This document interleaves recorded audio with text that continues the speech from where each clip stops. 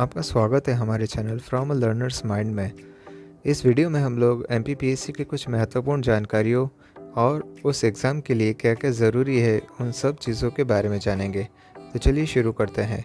MPPSC का full form क्या है? एमपीपीएससी का फुल फॉर्म है Madhya Pradesh public service commission. Educational qualification क्या होती है एमपीपीएससी के लिए?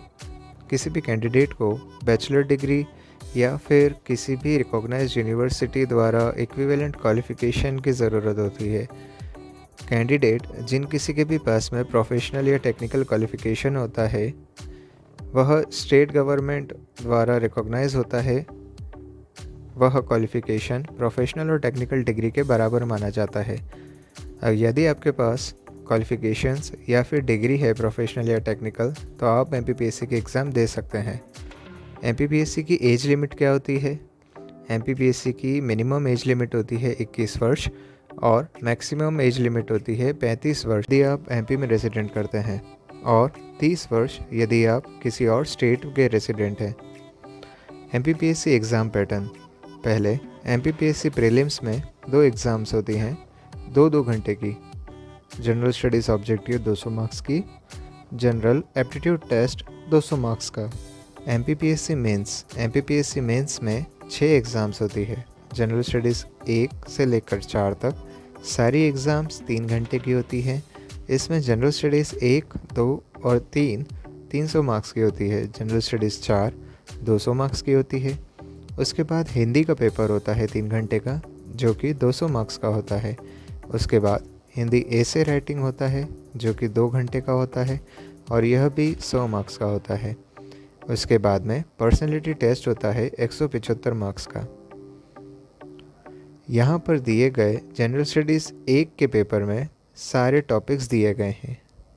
एमपीपीएससी प्रीलिम्स के पहले जनरल स्टडीज़ के पेपर में यह सारे टॉपिक्स आते हैं: जनरल साइंस और environment, current events of national and international importance, history of India and independent India, geography of India and world, Indian politics and economy, sports, geography, history and culture of MP, polity and economy of MP, information and communication technology, scheduled caste and scheduled tribe, prevention of atrocities, 1989 and Protection of Civil Rights Acts 1955, the Protection of Human Rights Acts 1993।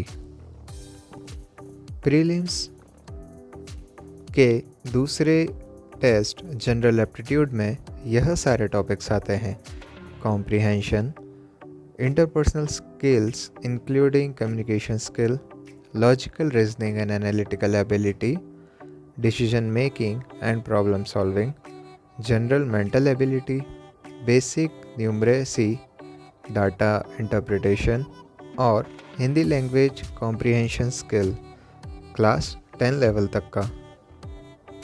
MPPSC mains के पहले general studies के paper में history, geography, water management और disaster management आता है।